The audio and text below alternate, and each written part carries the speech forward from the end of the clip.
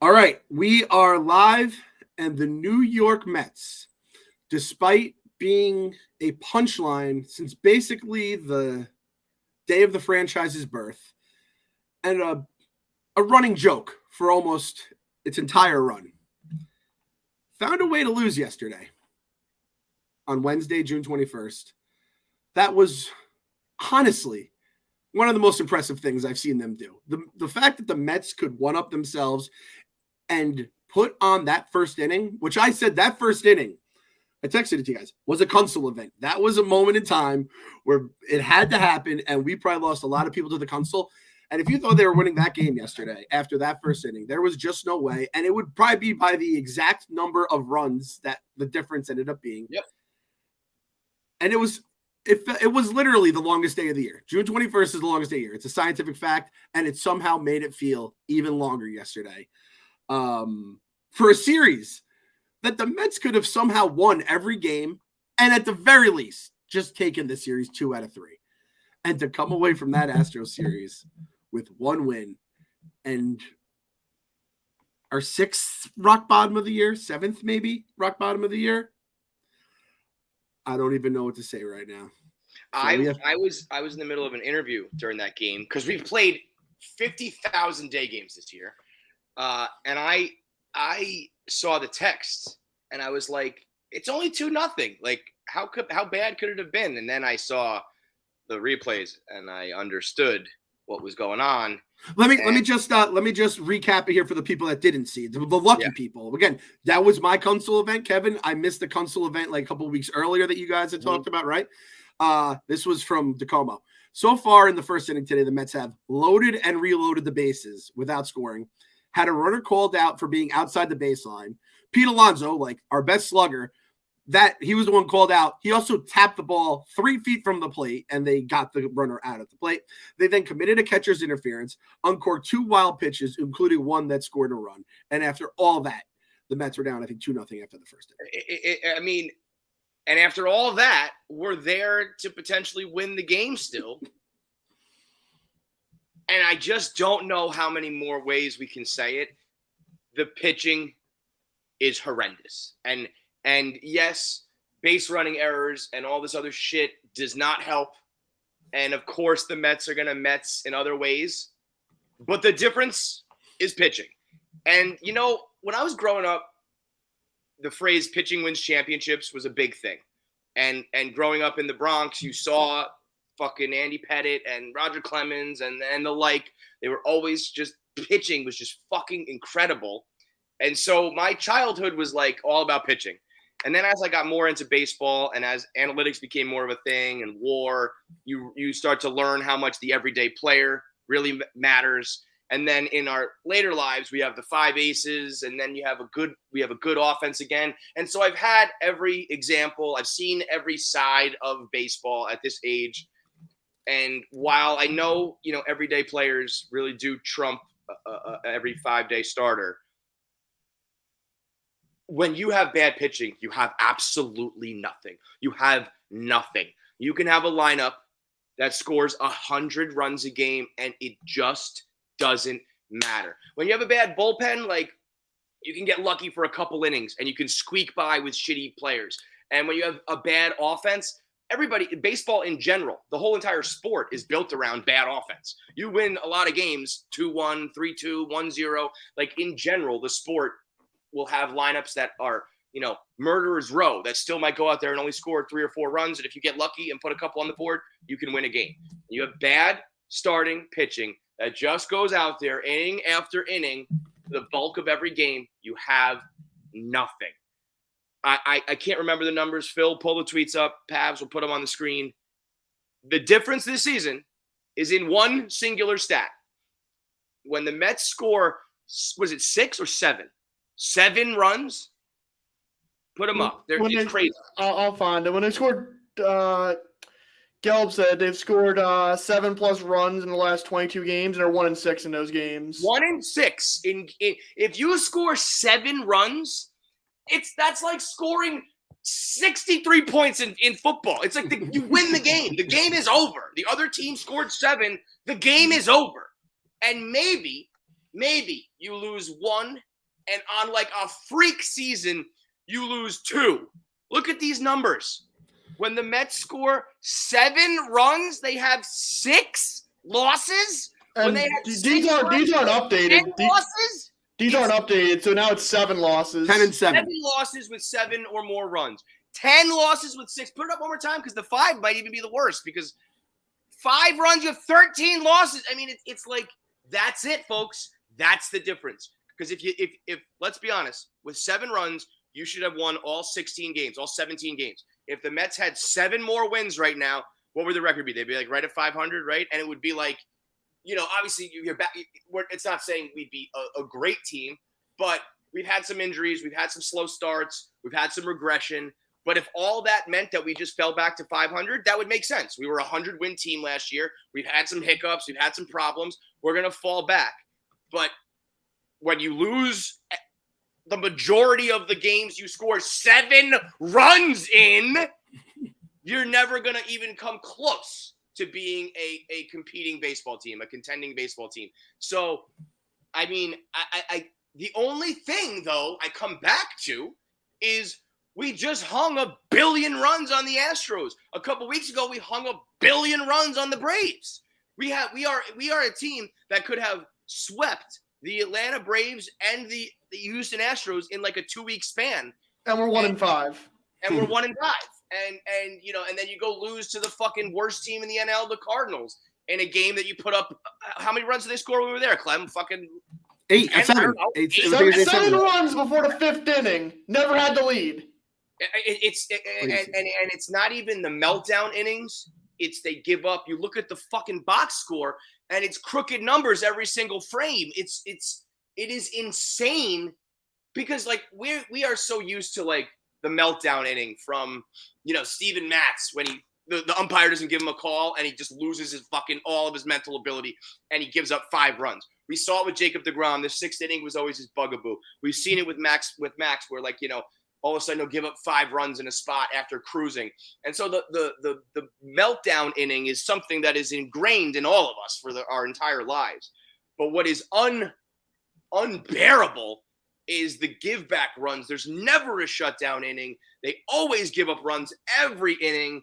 And then they're right there alongside them. And it's like, oh, wow, this is a slugfest. And yeah, like it's entertaining baseball for like the average casual fan. I brought my kids to the game for the first time. It was the Cardinals game where it was just a fucking heavyweight fight back and forth. But in the end, when you lose it, it doesn't fucking mean shit. But I mean, I can't even imagine how frustrated the guys are who go out there and score 8 runs a game, and it's never fucking enough. You know what it is? It's the curse of DeGrom. It's Bizarro DeGrom. We used to go out there and give the greatest pitcher in the world 1 run, and now it's the opposite. This offense is giving these guys, crooked numbers all over the place, and nobody can hold a lead. And I don't know, hitters get hot. You can acquire a single bat, and sometimes one bat can galvanize a whole offense, and all of a sudden you start scoring runs. You can't fix a bad rotation.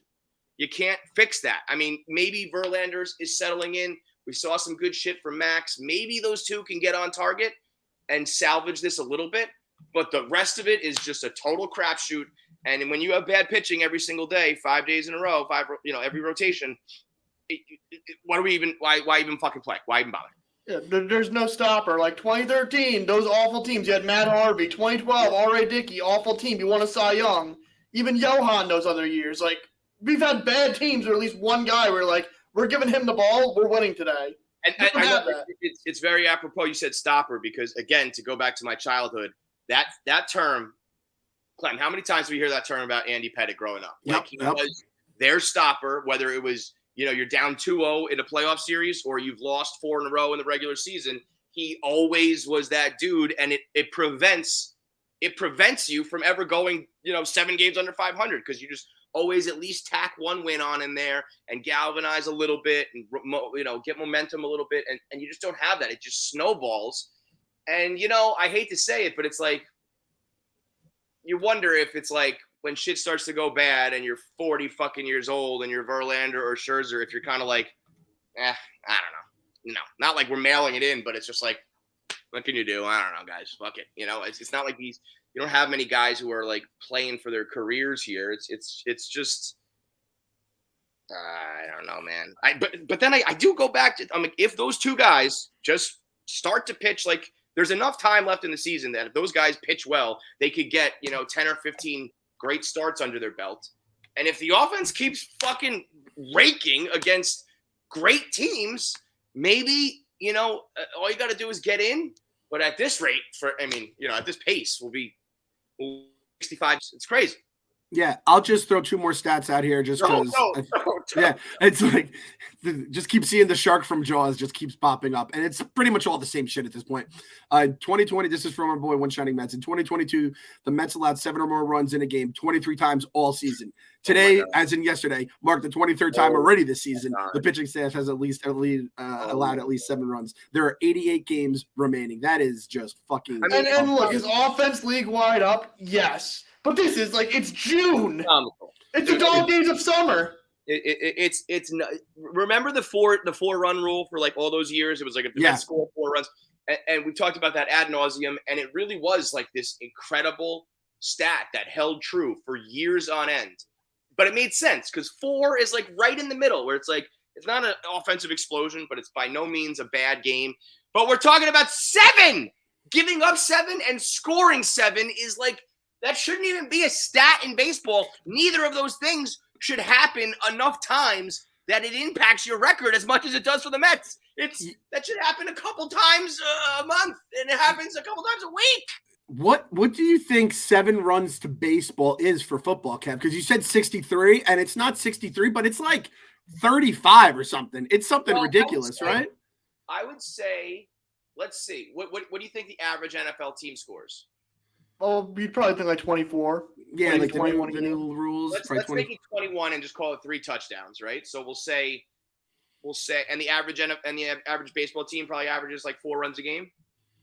So it's like close to a touchdown a run. It's double almost. It's almost 42. So 38 points. I mean, and honestly, I'm at the point here because like as a Giants fan, I've gone through this, before last season, where it's like I realized.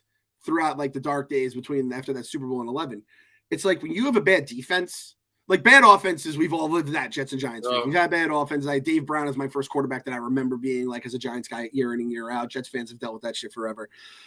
But when you have a bad like running defense, which is like bad starting pitching, it's like you do not have a chance. Get back on the bus. The game is over before it started. And I remember the Giants had one a couple of years ago where we had to be like, if we're not 32nd, at best 28th. And it's just like, we don't have a chance. We just like, there's just not a chance. And with the starting pitching, it comes back to it. And this is the last stat, I promise. Like, this is the last one I'll share for the day. Don't worry, guys. Tuesday next week or whenever we record the next episode, there'll be like 5 more that'll pop up. That'll all be the same kind of shit. But this one stopped me in my tracks. This is from at Diehard NY Fan. The 2023 Mets are 13-11 when scoring 6 runs. Last year, the Nationals had the worst record in baseball, 55-107, and their pitching had a combined 5 ERA. They went 31-4 when they scored 6 runs. I mean what are we even fucking doing here anymore, fellas? So at this pace, we have 88 more. So we have like basically half a season left, right? Yep. Imagine if we double that. Imagine if we have 22 losses with 6 runs or more. I mean, add that to your record.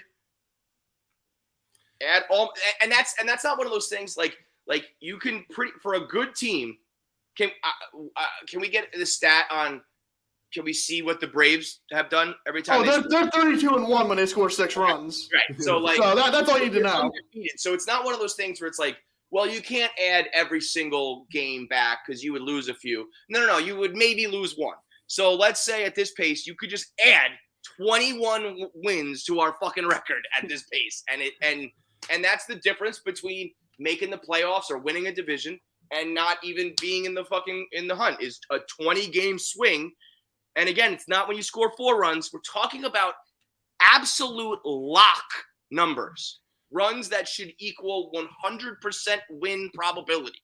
It's fucking crazy. You know what? It feels like our pitching staff is being controlled by someone with a bad controller, like this one. Like, it feels like this is what's our pitchers are being controlled with. Be in the sub. I feel like every single game is like being in the sub with you 5 guys. It's just 5 of us at the bottom of the fucking ocean, just getting crushed by the New York Mets. And where are we going? We're going to the most infamous wreckage in the world. So it's like, hey guys, let's all get in the sub and watch the New York Mets play baseball, which is kind of like the Titanic version of baseball, right? It's like, it's crazy. Phil, I can't believe you have that controller. First of all, that's fucking incredible. It was $30 on Amazon. I already regret it because I played like 3 games of Rocket League with it, and I couldn't fucking turn left. So well, you couldn't turn left. Yet this guy had his, billionaire guys just going down, just fucking putting their lives in the hands of a controller that couldn't go left in fucking Rocket League. That's amazing. I mean, he must be a Mets fan. So RIP if he's dead or whatever. I like this whole thing. By the way, Kev, I know you'd appreciate this. I said this just with Robbie.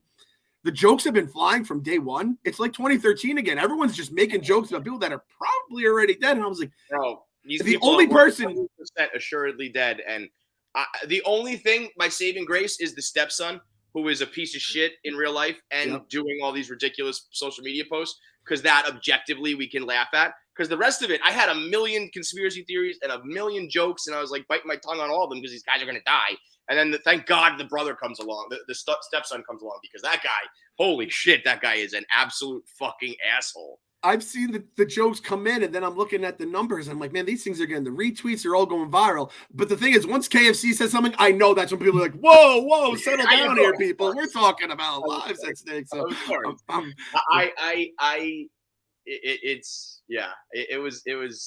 I was in dangerous waters. Let's just say that. Yeah, exactly. So we're living that with the Mets basically on a daily basis. And again, I said this a million times, and I'm going to say it a million times again, because it's just such an easy fucking transition. Just want to retire from this Mets life. I just want to retire from this Mets life. If I could just get a World Series, I don't want to just tap out as a loser. I'm a loser in enough things in life. I don't want to be a loser as a fan. I just want to get one. And we want to retire to just make everything just so much easy, because we all think about the day we get to retire, enjoy all the freedom that comes with it. But who says we have to wait decades before we get to kick back and chill out? Because, I mean, it's been decades for all of us in this Mets fandom, and it's probably going to be decades more at this point, it feels like. Take advantage of that free will and spend the summer chilling like a retiree, and pair those moments with a Coors Light, the beer that's made to chill. It's the beer that's made to chill, pairs well with a retired state of mind, a consoled state of mind. I said they're two in the same right there. The mounds on the bottles and the cans even turn blue when the beer is cold, so you know it's time to grab another. Perfect for all your summer plans or lack thereof. No judgment here. If you want to just sit back, relax, and find out how the Mets won through Twitter, through your notifications at the end of the day, next morning, whatever you guys do, that's fine. We're going to all watch these games on a daily basis, and we basically just like cry in our group text. We get excited for like usually the first inning, and they're like, oh no, everything's going to go bad very soon. So this summer, chill like you're retired with Coors Light. Get Coors Light delivered straight to your door with Drizzly or Instacart by going to CoorsLight.com/believe. Celebrate responsibly. Coors Brewing Company, Golden, Colorado. And despite all that being said, the sickest part of this is that the first game of the series, we were back. We were back. We were scoring runs. Max was looking like Max. The Cardinals. We won 6-1 versus the Cardinals in 2 hours. And I'm like, really? I mean, Kev's having an existential crisis right now. I really am, because it's like I can't, in good conscience, like the pitching. I've been saying it for weeks, and I will say this: because we played a crazy amount of, at least it feels like a crazy amount of day games, and I've just missed more games this year than like I would have liked, and so I've been a little disconnected, like more, and I also made a conscious effort to take a step back after what happened to me last year, so I'm a little bit more removed than I usually am, and I got off of Twitter and all that shit, and so there is part of me that's like, objectively, if you score that many runs that often, and baseball is just a game, like, and we read the article yesterday about how bad Francisco Lindor's luck has been, and his BABIP is like far and away the worst in the league, and like over time, if those things continue, Francisco bad luck doesn't continue, and the Mets continue scoring runs, like you should be able to mash your way just to like the playoffs. Like we've seen teams that have terrible pitching that just mash their way in, but it seems like they just can't get on the same page even a little bit. Like we just need the mediocre pitching in the games where we score runs. Right now, we're getting the catastrophic pitching during our offensive outbursts, and then in the middle, they can't win either. They can't win the high scoring or the low scoring because it's just not matching up. And because I'm a little bit removed, like I'm sure if you're totally in it and you're on Twitter every single pitch, you're just like, no fucking way. This team is done. Like Kunzel, forget about it.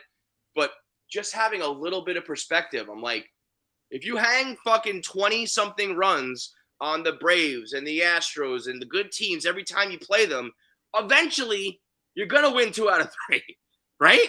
Right? Eventually you might even sweep that series. Like, and there's just enough ball left where it's like we've seen teams that have a terrible first half and a great second half. Like, if this was 3/4 of the year in, I'd be like, all right, we're cooked. But there still is just this. Baseball is so comically long where we could say, oh my God, remember back in June? I mean, technically it's our infamous June, right? Like, think about it like this. When we swept the Phillies to start the month, they fell down to 7 games below 500, tied with the Nats in last place. Since then, they went on like an 11-2 stretch where it put them right back in the wild card chase. Right. Where's our 11-2 stretch? Won 10 in a row. Yeah. Like, the Giants last week, they were 500. Think about selling. They're 10-game winning streak for them. It just like it can happen, and it can happen to anyone. And it can definitely happen to a team that regularly puts up 5, 6, 7, 8 runs. Like it's so bizarre to be one of those teams that's scoring at will at times because there's also games where they go to sleep.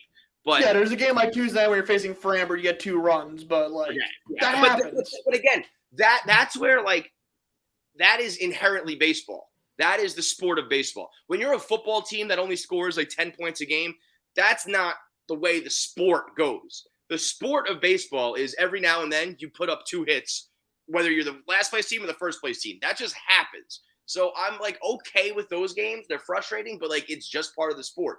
What's not part of the sport is losing when you score 7 runs. And I have to think that over a numbers game, if you keep scoring 7, you're not going to be 13-11 every. You know what I mean? It's just not going to happen. You can have a bad pitching day and give up 6 and still score 7 and win. And if you do that for a whole half of a season, you should be all right. But it's just like I said that, last month and the month before and the month before, and it just keeps happening. And it's like it's to the point where remember last season we were saying the fans that aren't enjoying this 101-win season, it's because they are so broken inside from the years and years of ineptitude after the Madoff stuff, especially. And I can understand where they're coming from, even though I disagree with them. And it's almost a reverse this year. It's like I was telling myself that Mike Pelfrey was going to be all right and that Jonathan Neese was going to be good and Dylan G was going to figure it all out. And somehow we get into the playoffs. So when I see Max Scherzer and Justin Verlander, who like do have the occasional gems, I'm like, they can figure it out. There's like 7 wild cards. And then and it's like, I can't even like, McGill throws it the one good game. And you're like, all right, we got Tyler back. And then he sucks again. Cookie is so fucking off my radar. He is. Senga to me is the one dude like Tyler. McGill is just like he's not good, right? And Cookie, we know even when he was good is streaky. Senga's the one dude where it's like sometimes he's got this unhittable ghost fork and he looks amazing, and it's like I need to know where he's gonna fall because part of me genuinely thinks that Max and Verlander are gonna settle in to not like their Cy Young level, but to their like effective pitcher. They're gonna be effective pitchers. It's that third one where like if the majority of your rotation just sucks, it doesn't. But you're right. It's like after so many years of mediocre, to say, like we knew we signed old pitchers and we knew that we were running a risk there, but never in a million years did I think a pitching staff with Verlander and Max was going to be far and away the biggest problem for this team. Yeah. With Diaz getting hurt and with like needing the offense to replicate all of their career years. And I thought, the pitching was never what I thought was going to be the issue. And I guess, that's a little naive because they are old. And we did know there was a chance they regress and finally start showing their age. But I just never thought they were going to be flat out bad. And that's Yeah, this is a stat about our offense. Remember, we faced the Rays. We were 3 games below 500. They called up Mark Vientos to spark the offense. He's sent down now. Since that game, they are 8th in the league, 8th in all of baseball in runs scored, and 8th in all of baseball in home runs. So, I mean, yeah, like, and they're 3 games below 500 since that date now. So the offense is good. The offense is they're playing at. If we had Tommy Pham last August and September, we probably win 120 games. Yeah. I mean, like that. That's the offense, and that's why I always laugh at the people who were first of all card-carrying member and president of the Fam. Been on it since day one. He's like the one guy I think you can't say a single bad thing about because he's done everything we've asked of him and more. But the offense they are playing at a playoff contending level. They're not maybe the most consistent offense in the world, but I don't want to hear about them. Lindor hasn't been good. I get that there's been some problems. McNeil is not what he was, fine. But as a whole, they're doing what they need to do. It's just the pitching. And we're not asking for you to be the 5 aces, and we're not asking you to be, a lights out rotation. I'm asking you to actually be bad. I'm not even asking for mediocre. There's great, good, mediocre, bad, and terrible.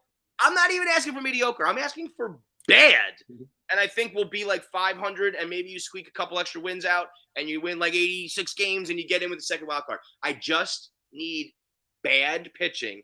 And I have 2 Hall of Famers and a Japanese champion and a fucking former Cy Young contender and a up-and-coming giant. And I can't get bad pitching. It's insane. It's crazy. And Phil came up, I believe the phrase is desperation is the father of innovation. Phil came up with a new thing here, Kev, and it kind of goes perfectly after Tyler McGill's 2 1/3 inning performance yesterday with 4 earned. Phil, instead of a quality start, we need quality reliefs. Okay, so 6 innings, 3 runs from the bullpen is what we basically need from now on, because the other guy gives us 3 innings and like 5 runs. So we need if we could get, let's see, 3 innings and the starter give us 3 innings, 4 earned, but then the relief can give us 6 innings, 3 earned. That's that 7 run mark. We're right around there. If we had 6 innings, 3 runs from the bullpen yesterday, we probably win. Yeah. And listen, like Buck is like, we're now seeing crisis version of Buck. Last year, Buck, we saw 101 win Buck. It was a fucking dream. And Buck is going to take hits, and he's going to say stuff like, I love these guys. I'm proud of these guys. And we're just like, what the fuck? Just don't say that. Just like last year when he said, oh, it's like we're getting, DeGrom back. It's like at the trade deadline. That's our trade. It's like, don't say that. But, like, I can't be like people debating, like, I don't know, like, they should have probably taken out Dominic Leone a little earlier in the 4th inning. It's like, Dominic Leone shouldn't be warming up in the 4th inning. It should just be your starter pitching for the 4th and hopefully the 5th. He should maybe be like the mop-up guy once a week when you have a bad start, and instead he pitches every fucking day. 6. Anybody who's blaming Buck Showalter is a fucking moron. It has nothing to do with Buck. It has nothing to do with Vogelback. It has nothing to do with these guys. It's just the fucking pitching. This is the problem with bad pitching, because when they get knocked out the game so early, so many other things happen later on. You forget why you're even in that position to begin with. Yeah. Yep. Yes, you're 100% right, Bill. Sucks. We know that, but he shouldn't be pitching at all. You think Buck Showalter, who has been in baseball for 250 years, you think Buck Showalter likes handing the ball to Dominic Leone? You think he wants to do that? He has to do that because he has no other option, because the game has been on for 10 minutes and the starter's out. And then I know it's like, well, you have the off day today. Could you go to Ottavino here? Could you go to Raleigh here? And at some point, he's just like, I just can't keep using these bullets. Now, I would have liked to win the goddamn series in Houston to keep us going. So I understand that side of things. But at some point, it's like, you just can't just keep giving it to the actual, because when your starter does give you 6 innings, you need those guys to pitch for like the once a week where the starter actually shows up, right? So you know what I honestly think we should do? We saw a human sacrifice in Houston with the kid that they put in who it was his first game, and they just were like, bro, you're finishing out this game no matter what happens. He gave up like 1,000. Sean Dubin or whatever. I think Tyler McGill, you have to pitch 6 innings.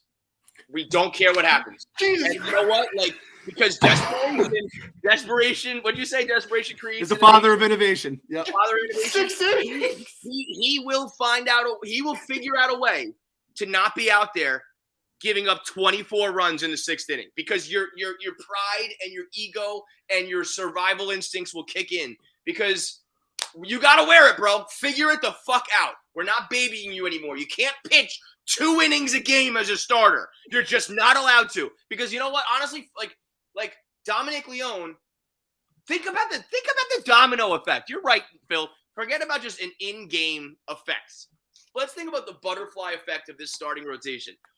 There are relievers who are going to lose their jobs, lose their livelihoods, because they get exposed as bad relievers when they're really not. Dominic Leone's probably a fine reliever to pitch like the 6th inning every now and then for a good team, and he can be like the worst reliever on the staff. But now all of a sudden it's the offseason and his ERA is $1 billion because he's pitched 80 innings and he loses his job, and now he has to go make sandwiches at Subway. All because of Tyler McGill in the start. You know what I mean? Like, you're ruining lives because you can't get into the 4th inning.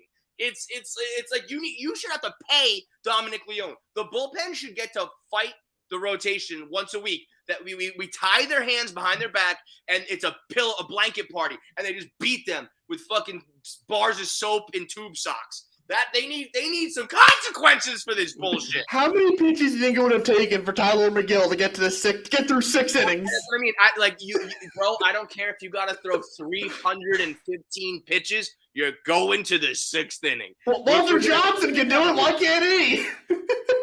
I want this to be the most embarrassing game in baseball history, but you are pitching into the 6th inning because you are a professional starter.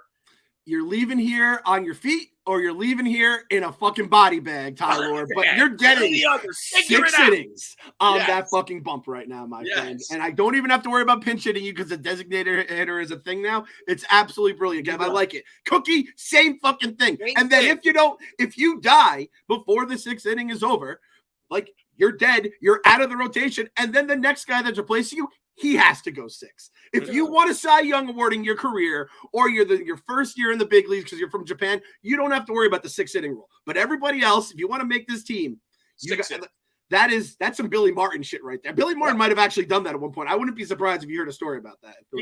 What's the point? Who cares if we lose 8-7 or 68-7?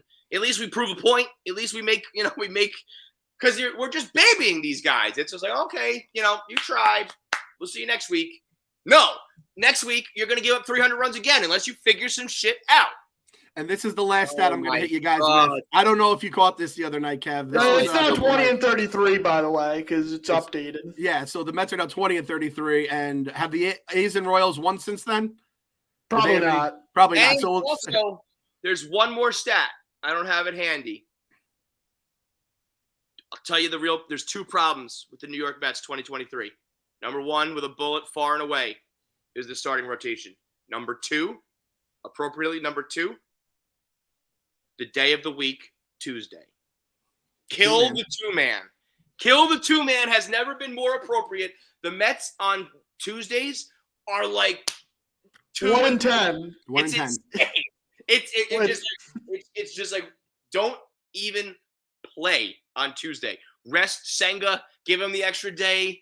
Just don't even pay. We forfeit Tuesday, and we'll rest the bullpen because Lord knows they're taxed because nobody pitches out of the 2nd inning. We're just not playing on Tuesday anymore.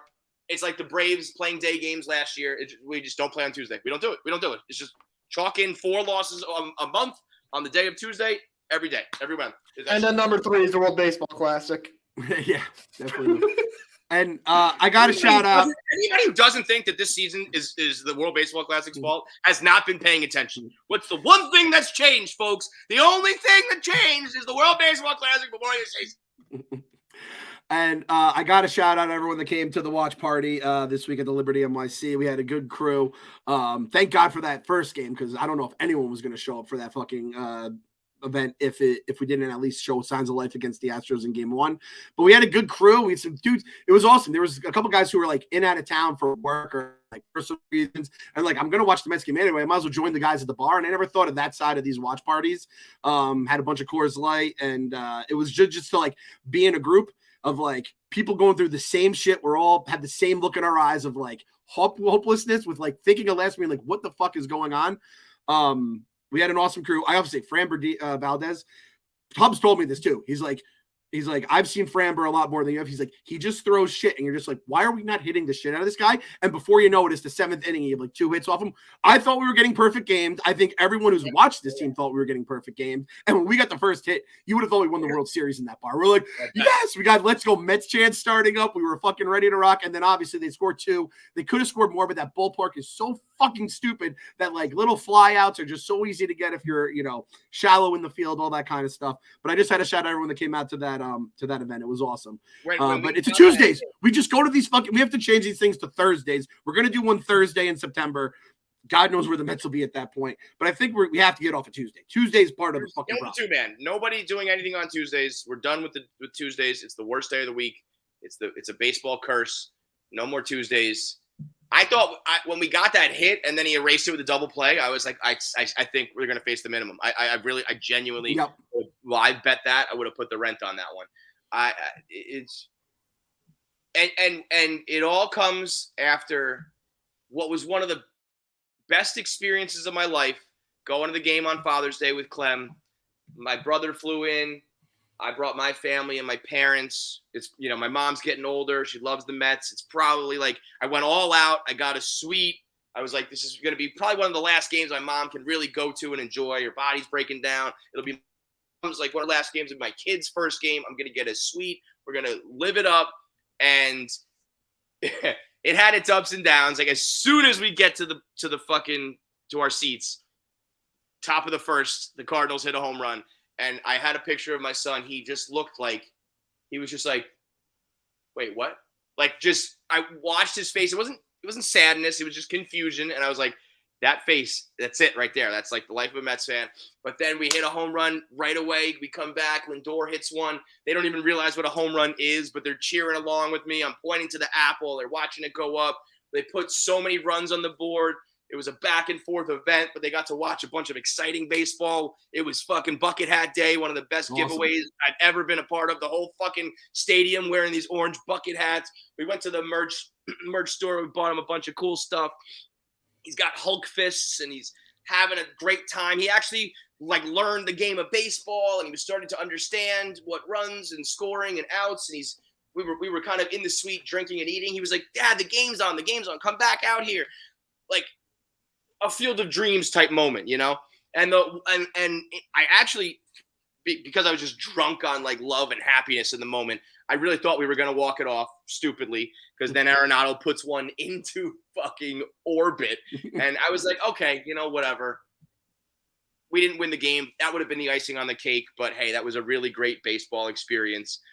But it's just it wasn't. It was another terrible. If I wasn't there with you and doing something special, it was just another terrible ass game where we score 1,000 runs and can't fucking win.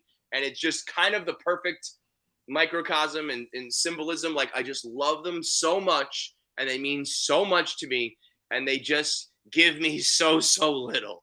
I'm asking for so little and they just can't give it to me. And I don't know how much more I can take. I really don't. Especially knowing it's Max and Verlander, they're not lifelong guys by any means, So it's not like with DeGrom and those guys, I'm we've been through it all together. And even when you don't play well, I thank you for the run in 2015. And thank you for Harvey, for pulling us out of the dark days. And, there's something to hold on to. I'm just kind of yo, you guys were awesome forever. And then we gave you $40 million and you both decided to start stinking. Fuck. It's terrible.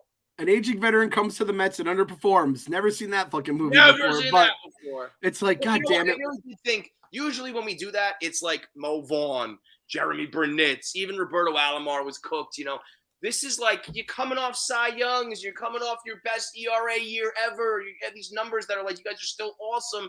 And then you just stop. It's fuck, man?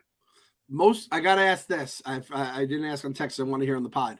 Do you think you made at least one of them a Mets fan? Do you think you have you fucking put the virus into them by taking them to the game? Like you said, the kids all got along great. They're coloring in there. They're having fun. They're eating. They're getting the souvenir. Do you think it's stuck?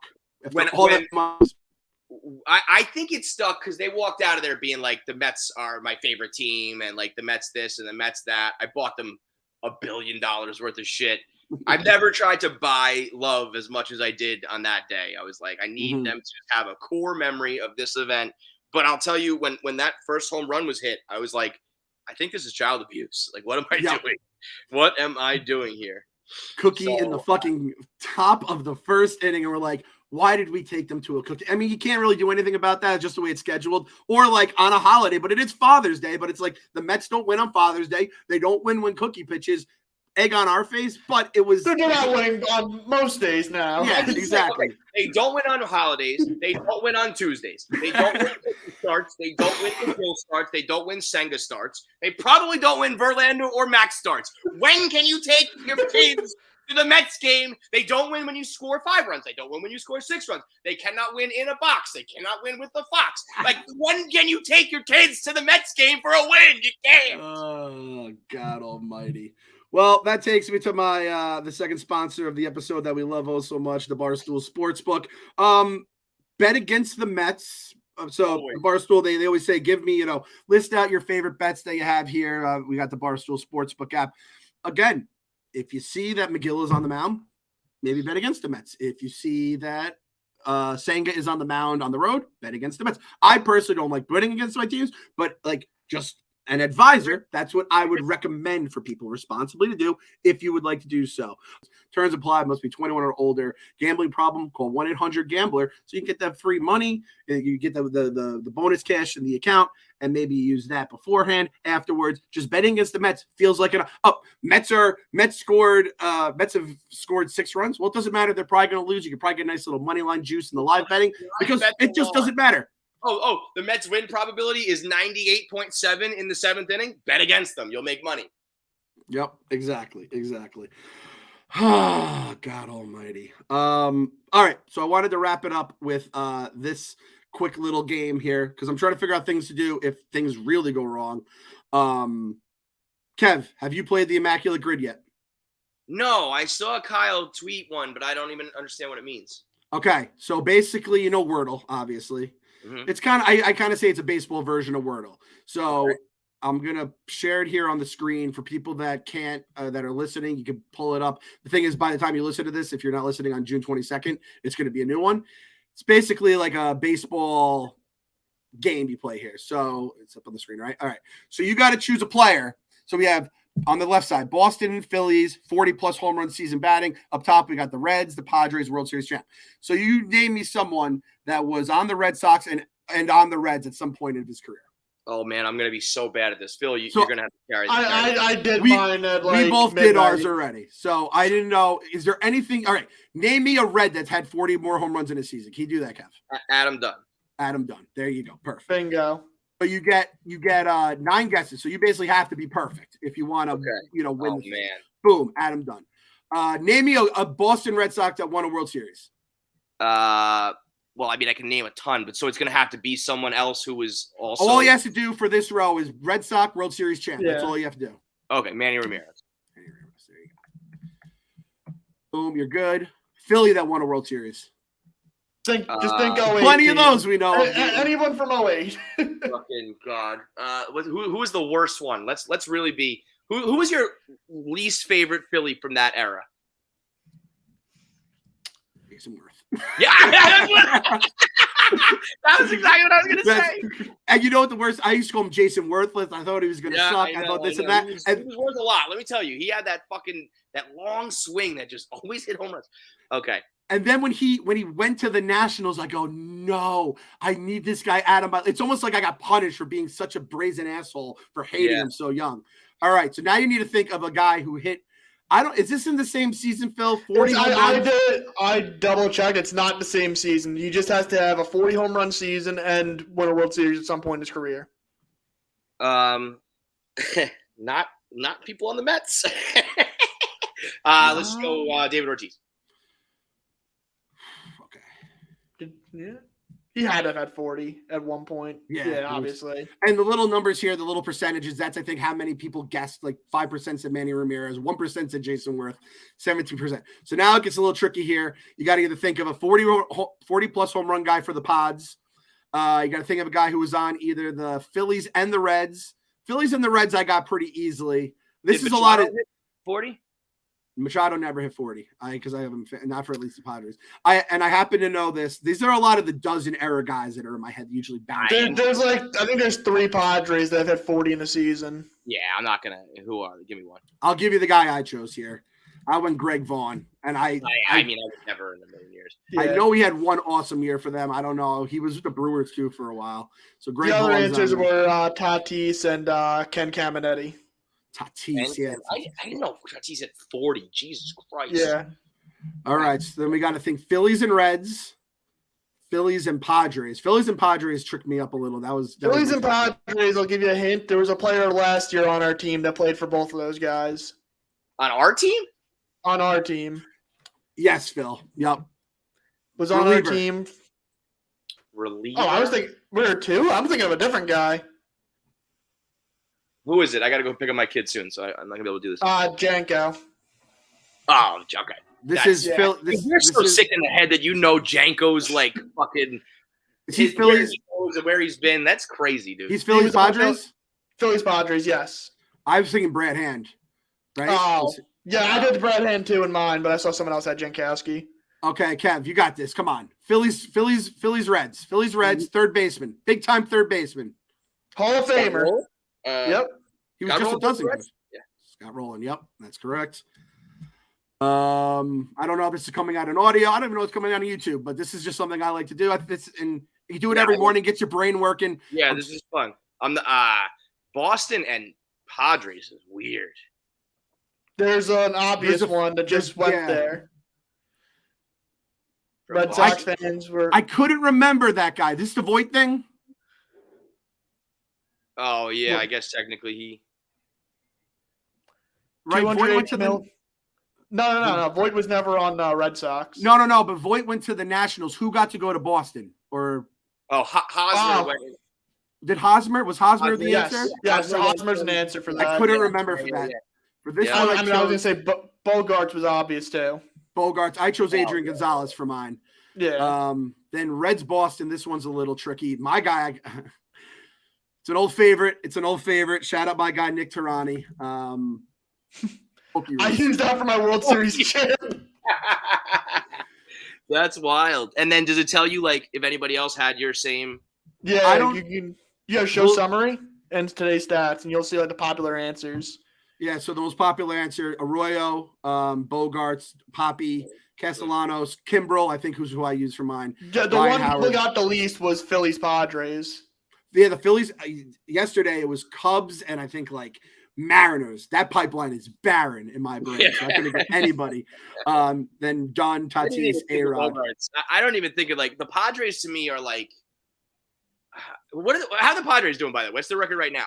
They just got swept by the Giants, and they've been walked off in 2 of the games. They're like just as goddamn miserable as we are. They're the exact opposite as us, where the Padres pitching is like phenomenal. Their hitting is like how is it possible? You have all those hitters. Their runners in scoring position average is the worst in Major League history currently. Really? No. Yes, I think it was like 197. That's why I say like.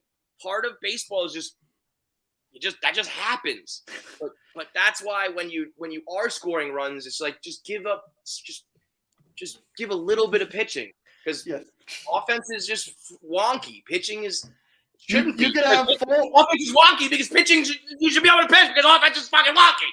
Yep, you could have 4 absolute legends and still struggle to score runs. Doesn't make sense. Oh, God almighty. So, yeah, the Padres are 4 games under 500. We're 6 games under 500. And but it feels like we are more miserable. And we get a lot more shit.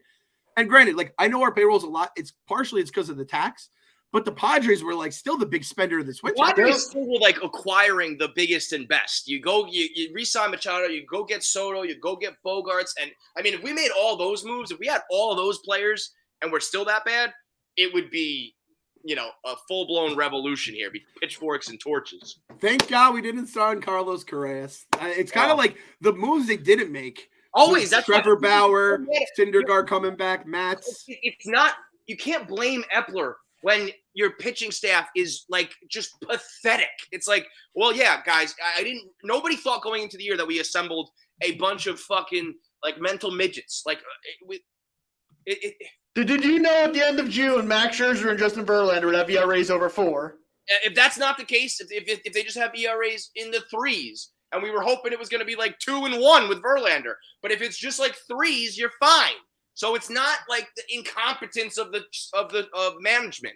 It's guys that should have been even just okay are horrendous. That's any GM is. You can blame any GM if that's the game we're going to play. You said it, Kev. They're atrocious. Atrocious! Mike Francesa, stop. I'm going to leave you at this. I think there'll be more conversation about it on Monday. I don't know if we're getting games in. Phillies. Oh, I hope we play 0 games. I saw the forecast rain all weekend. I hope we play 0 games. Phillies series preview. Pray for rain, and more motherfucking rain, and that it's fucking the city is floating by Monday morning. At some point, though, we need to have a serious discussion about what they have to fire somebody at some point. Because again, if Barstool, I don't care. It doesn't bother me. Kevin. Someone has to answer for this pitching staff being so fucking every single guy being bad. It probably won't fix it. That's just the way it goes. But I genuinely, really believe that on like just a level-headed business on that level, they were like, we have a plan to get to the World Series. We got really good, really fast. They took a chance on 2 old pitchers. Like maybe they'll just have Cy Young years and we can maybe sneak one in there, but it's not working. So now we go back to our regular plan of like how we're going to get there and build the organization. And I know that fans don't want to hear that, but that's the reality of the matter. So you can, go ahead and fire Jeremy Hefner. I don't fucking care. But it's like, they're like, let's get back to reality. We kind of like took a fucking magic carpet ride. And that's over now. We got to get back to work, and that includes like a long-term plan. Yeah. So if Barstool, if like one day our page views went from like more than 1 million a day, and you have millions and millions of page views, and then one day it's like we have like 200,000, it'd be like, what the fuck just happened? And it's like, well, Kev's not writing, Big Kev's not writing. It's like, no, we're at 200. Like, what is the problem for all this? Yeah. There has to be someone fucked up. Totally. But would anybody at Barstool get fired? Gotta believe. Yeah, gotta believe. Gotta believe.